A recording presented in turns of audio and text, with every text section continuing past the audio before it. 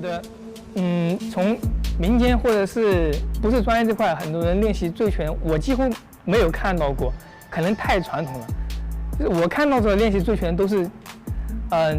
就是有一些专业运动员就是从事这一块的，因为他需要的就是环境比较特别。练习醉拳，第一是他醉拳动作嘛，都是有很多摔啊、跌扑、滚翻，他需要地毯去保护，而且这个动作在民间练的话，也不是一件很容易的事情，所以我在民间。